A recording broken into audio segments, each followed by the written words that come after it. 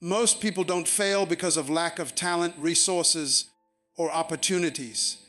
They fail because they never break free from old patterns that have mastered them. Patterns of thinking, patterns of reacting, patterns of believing. Today, I want you to imagine your life as a garden. If the soil has been poisoned by old habits, even the best seeds will not grow. And until you change the soil, until you force yourself to break free from what's been holding you back, your future will repeat your past. The greatest prison is not a cell of bricks and bars. It's a cycle you refuse to break. This is your moment to choose freedom over familiarity. Every breakthrough in life begins with recognition. You cannot change what you refuse to see. So many people are stuck not because they lack talent, but because they keep repeating what they have not identified. It's like being in a car and taking the same wrong turn every single day, yet expecting to arrive at a new destination. Until you recognize the pattern, you'll stay in the loop. Ask yourself hard questions. Why do I keep ending up here? Why does my bank account look the same every year? Why do my relationships end the same way? Why do I promise myself change, but live the same cycle? Patterns don't lie. They are the fingerprints of your habits and your mindset. Picture this: a young man notices that every time he's close to success, he sabotages himself. He misses deadlines, gets distracted, or picks a fight with someone who's supporting him. For years he blames bad luck, until one day he writes his life down on paper. He traces the moments he gave up, the opportunities he let slip, the friends he lost. Suddenly it's obvious. It's not luck, it's a pattern. The moment he sees it, he has power over it. He stops calling it destiny and starts calling it what it is: a learned behavior that can be unlearned. Patterns hide in small decisions: the way you react to criticism, the people you choose to spend time with, the way you treat your mornings. If you open your phone before you open your mind, that's a pattern. If you default to complaining instead of creating, that's a pattern. If you run back to comfort when life stretches you, that's a pattern. Recognizing patterns means stepping back from your life as though you're an investigator.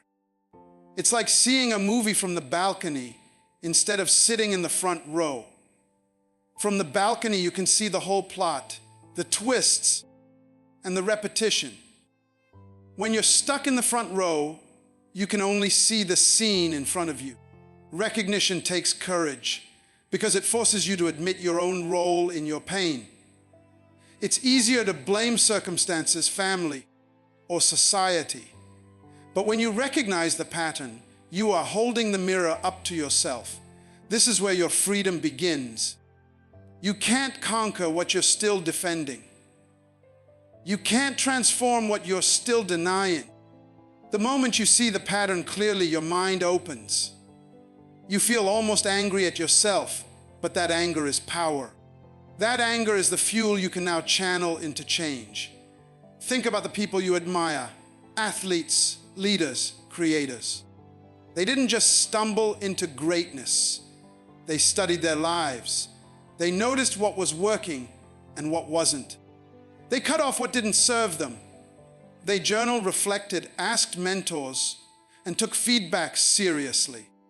Recognition is the discipline of the self-aware. When you master recognition, you shorten your learning curve. What takes others 10 years to notice, you notice in one.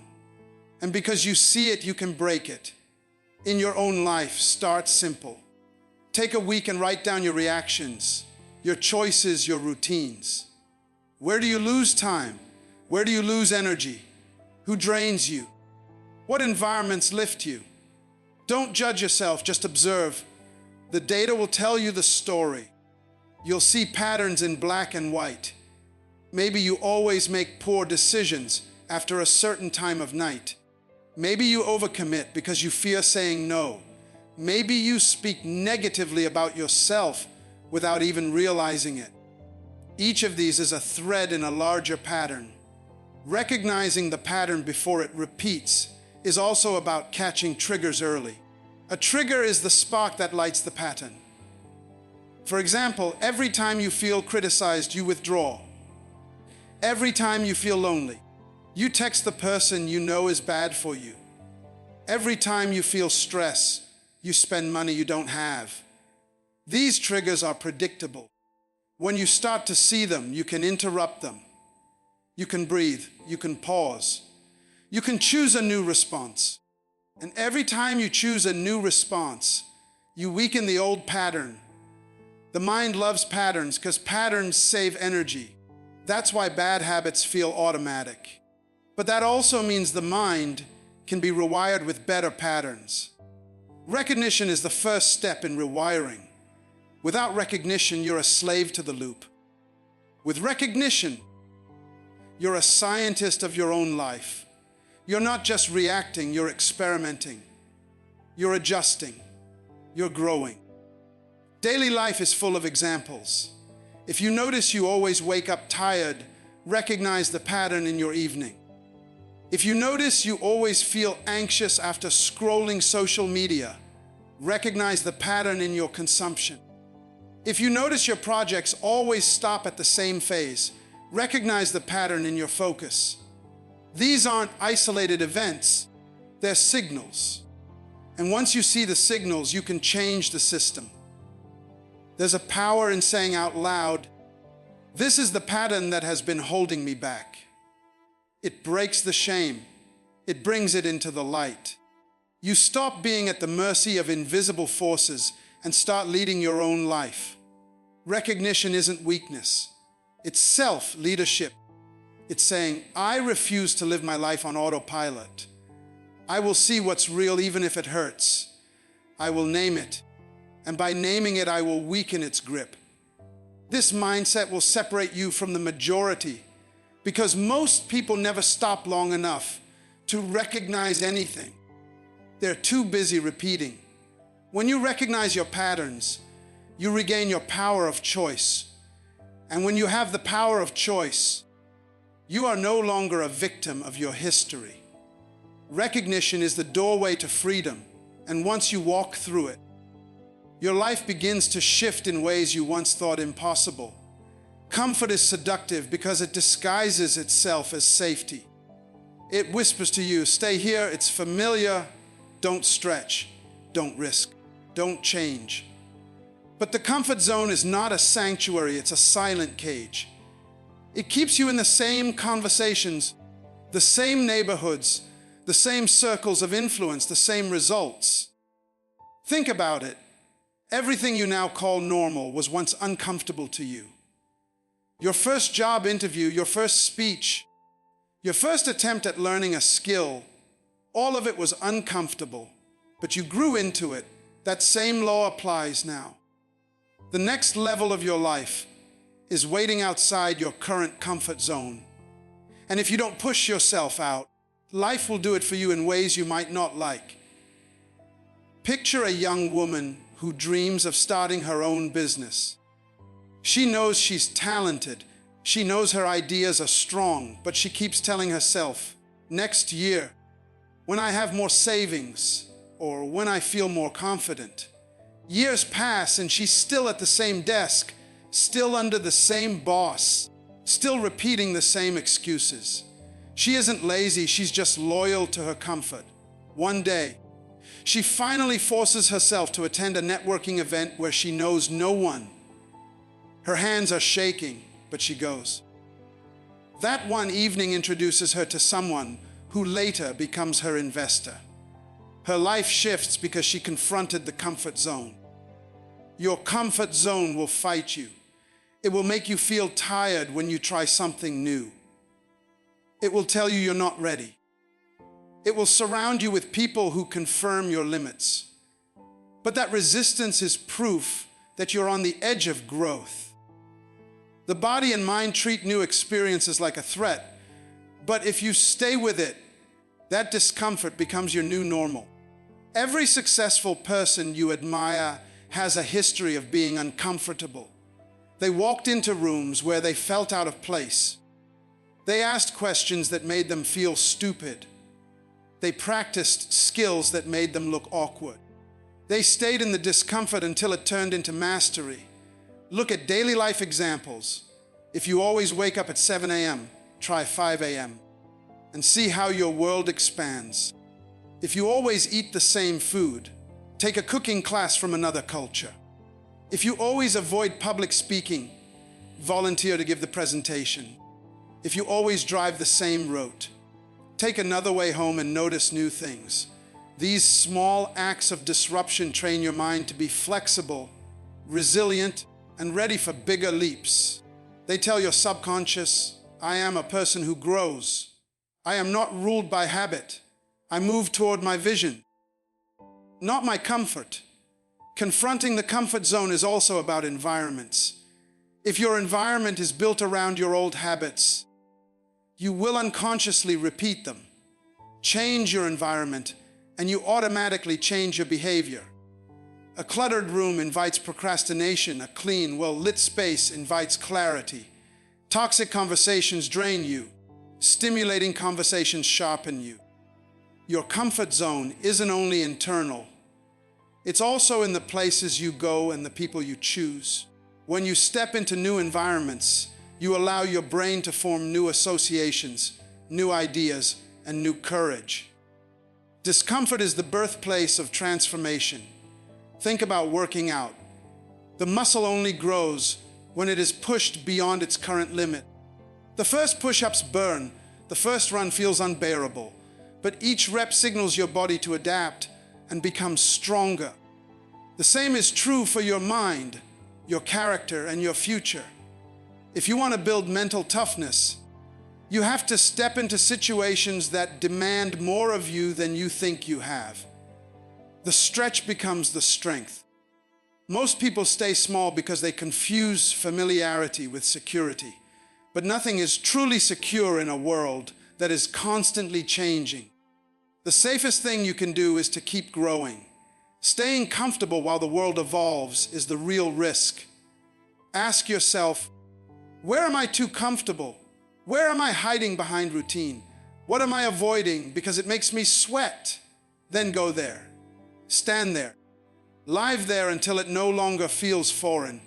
Every time you stretch your limits, you shrink your fears. One powerful practice is to deliberately schedule discomfort. Put yourself in rooms where you are not the smartest person. Take on projects that scare you. Speak to strangers who intimidate you. Say yes to challenges that make your voice shake. Your future self is hidden behind the walls of your current comfort. When you climb over those walls, you meet parts of yourself you didn't even know existed. Daily examples of breaking the comfort zone are everywhere. A father who never cooks suddenly prepares dinner for his family and discovers joy. A shy student raises her hand and starts a movement in her school. A retiree joins a dance class and gains new friends and vitality. Each of these acts begins with awkwardness, self-doubt, and fear of judgment. But on the other side is expansion. On the other side is the proof that you are bigger than your fears. Comfort kills dreams silently because it asks nothing from you. Growth demands everything. The comfort zone wants you to coast. Growth wants you to invest. The comfort zone wants you to maintain. Growth wants you to evolve. Every time you choose growth over comfort, you send a signal to your brain, we are moving forward. That signal rewires your identity. You stop seeing yourself as someone trapped and start seeing yourself as someone capable of breaking barriers. The next time you feel nervous, out of place, or unsure, instead of retreating, smile and say, this is what growth feels like. Treat discomfort as a signpost, not a stop sign. When you walk toward the very thing you used to run from, you build an inner strength that no one can take from you. You begin to trust yourself at a deeper level. You discover that your fears were exaggerated and your potential underestimated. Most people set new goals but never become a new person. They write down dreams, paste vision boards, and talk about next year. But inside they are still carrying the same beliefs, the same habits, the same self-image that produced their old results. That's why they feel stuck. Goals without a new identity are like planting seeds in concrete. Nothing grows because the foundation hasn't changed. If you don't see yourself differently, you will sabotage your own progress to stay consistent with who you believe you are. It's not laziness, it's identity. The subconscious mind always fights to keep your life consistent with the picture you hold of yourself. If that picture is outdated, no goal will save you. Imagine a man who grew up thinking he wasn't good with money. He writes down a goal to save and invest, but deep down he still thinks of himself as bad with money. What happens? He misses opportunities, overspends, and avoids financial conversations because they make him uncomfortable, until he changes that identity to, I am a disciplined steward of my resources. The old habits will pull him back. Or think of a woman who sets a goal to get fit but still calls herself the lazy one among her friends. Her identity will always drag her back to the couch. Change the identity and the behavior follows. Creating a new identity starts with language. Stop describing yourself with words that belong to your past. Stop saying, I'm shy, I'm bad with money, I'm unlucky, I'm just not disciplined. These are not harmless phrases. They are instructions to your brain. They keep reinforcing the old self. Replace them with declarations that match your future. I'm disciplined. I'm learning. I'm a leader. I handle challenges with strength. Speak it until your subconscious starts to believe it. The brain doesn't resist repetition. It records it. Then align your environment with your new identity. If you want to become a disciplined person, design your space for discipline. If you want to become a reader, place books within reach and remove distractions. If you want to become financially wise, follow people who teach finance. Join communities that talk about wealth, and distance yourself from conversations that glorify waste. Your environment either feeds your old identity or your new one. Change the environment, and you accelerate the change inside you. Another step in creating a new identity is acting as if. This doesn't mean pretending, it means practicing. Behave like the person you're becoming even before you feel ready. If you want to become confident, walk into the room with your shoulders back and your eyes up, even if your stomach is twisting. If you want to become a disciplined entrepreneur, start managing your time as if you already have a multi-million-dollar company. Even if you're still working from your bedroom, action builds evidence, and evidence reshapes identity. Every small action you take toward the new you sends a signal to your brain. This is who we are now. Daily life offers endless opportunities to build this new identity. A student who once said, I'm terrible at math, can start spending 10 minutes a day solving problems, watching tutorials, and celebrating small wins until she starts to say, I'm improving at math. A man who always thought, I'm terrible at public speaking, can start volunteering for small presentations, practicing his tone in front of a mirror, and receiving feedback until he begins to see himself as a communicator. Identity is built like a muscle: repetition, resistance, and time. It's also crucial to let go of labels other people gave you. Family, friends, teachers, and society may have spoken words over you that shaped your self-image. They may have said, you're the quiet one, you're the troublemaker, you're the slow learner, or you're the one who always messes up. Those words do not define you unless you let them. Release those labels. Write down the names you were called and replace them with the names you choose for yourself. You are the architect of your identity. Don't let someone else's limited vision become your ceiling. Your rituals must match your new identity. A person who identifies as healthy doesn't just try to eat better. They see themselves as a healthy person and therefore choose differently automatically. A person who identifies as a leader doesn't wait for permission. They step up because leading is part of who they are. When identity shifts, decisions shift. You stop wrestling with willpower because your actions are no longer in conflict with who you believe you are. Think of an actor preparing for a role. They don't just memorize lines, they immerse themselves in the character until they think, walk, and talk like them. They temporarily adopt a new identity and their performance becomes believable. In the same way, when you immerse yourself in your future identity, reading what they would read, doing what they would do, thinking how they would think, you naturally begin to live it. You are rehearsing for your own evolution. Identity change is also about vision. Close your eyes and see the person you want to be 6 months from now. What do they wear? How do they speak? What is their daily routine? Who surrounds them? What do they tolerate and what do they refuse? Make that vision vivid and visit it often. The more detailed your internal image, the easier it is for your brain to accept it as reality and begin aligning your actions to it. Vision pulls you forward in a way goals cannot. Your old identity will resist.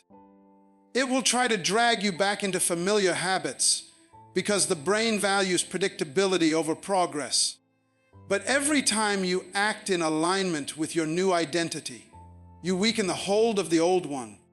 Every time you catch yourself slipping into old language and correct it, you're rewiring your subconscious. Every time you choose an action that matches your future self, you're building a bridge from who you were to who you're becoming. Daily examples abound.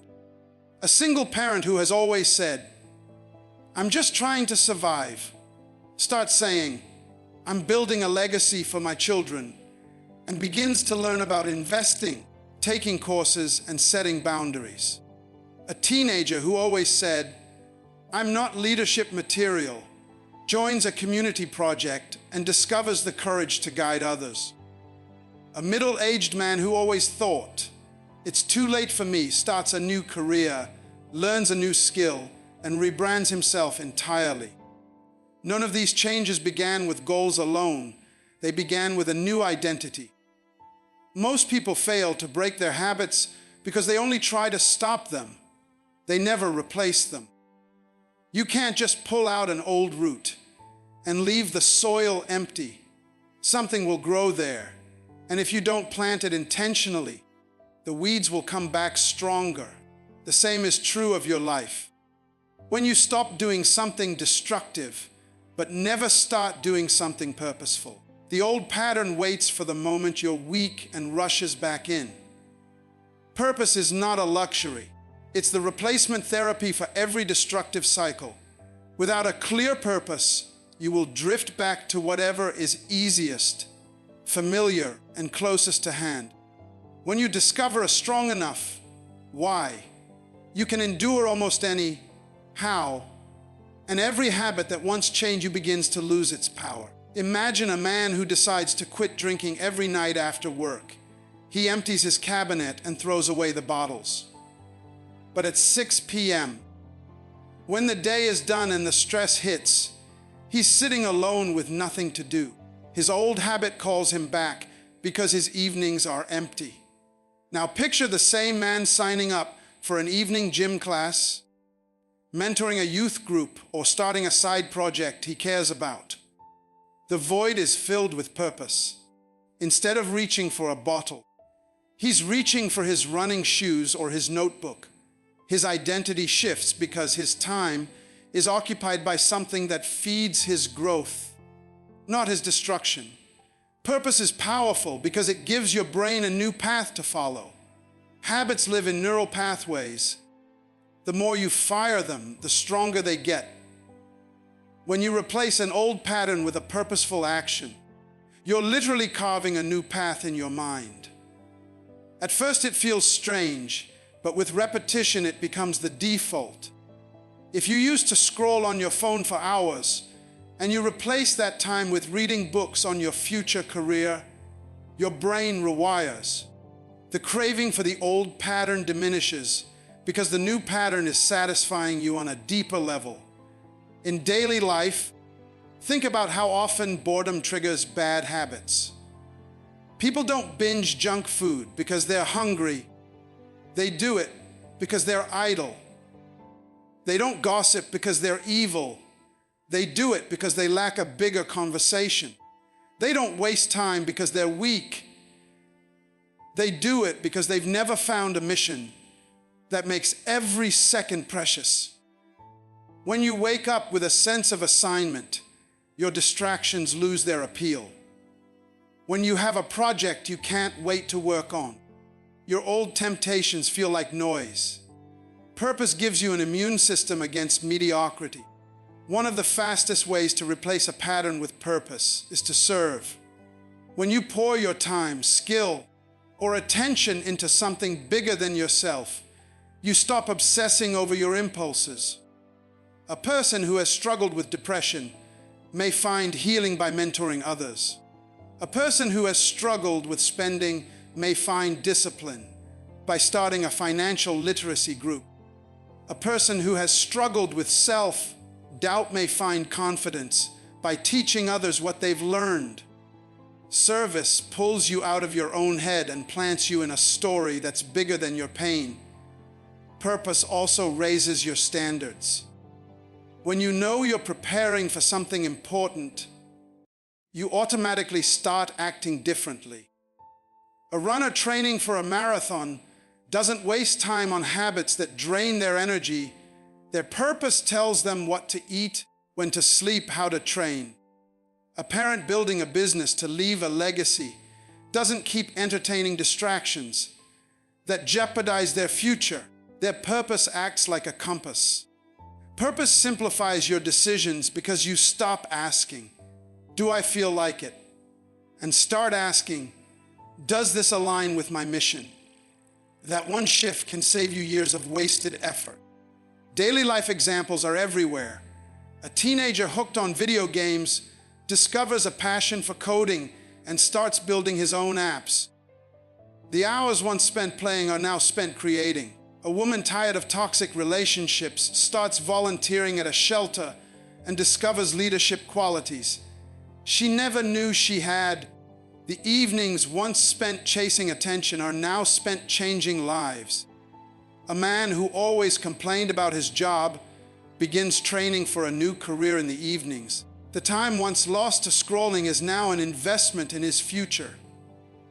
In each case, the old pattern didn't just vanish. It was crowded out by a bigger, more compelling purpose. This isn't about perfection, it's about direction. You won't feel purposeful every moment, but if you anchor yourself to a mission, you'll always have something to return to when the old pattern tries to whisper to you. Purpose becomes your home base. When your mind wanders, it wanders back to something constructive. When stress rises, you instinctively reach for the action that aligns with your mission, not the one that numbs you. Purpose also gives pain a reason. The old pattern may have been your escape from discomfort, but when you have a purpose, even discomfort feels meaningful. Waking up early, studying late, practicing a new skill, or facing rejection, all of it becomes fuel because it connects to something bigger. People without purpose see pain as punishment. People with purpose see pain as preparation. That mental shift transforms the same struggle into a stepping stone. Replacing the pattern with purpose also changes the people around you. When you start living with intention, you attract others on the same path. Your conversations shift, your circle elevates. The people who enabled your old habits drift away because you no longer speak their language. New mentors, partners, and friends appear because they resonate with your mission. Suddenly, you're not fighting the old pattern alone. You're surrounded by a support system built on purpose. When you begin to see your life through the lens of purpose, even your failures become valuable. Instead of saying, "I wasted those years," you start asking, "What did those years teach me that I can use now?" You recycle your pain into wisdom. You redeem your mistakes by teaching others what not to do. You transform your setbacks into stories that inspire. Purpose allows nothing to be wasted. Even the old pattern itself becomes part of the message you carry to others. You have stood at the edge of your comfort zone long enough. You have stared at the walls of your old patterns, felt their weight, and heard their whispers. But now is the moment to rise. Life does not reward hesitation, it rewards courage. You were not created to be average, you were created to be a force. The chains of your past are not stronger than the fire inside you. Every time you choose to act in alignment with your future, you weaken the grip of your history. Every step you take into discomfort is a step toward the life you have imagined but have not yet seen. This is the moment to declare, "I am no longer negotiating with my limitations. I am no longer rehearsing my pain. I am done being the same version of myself.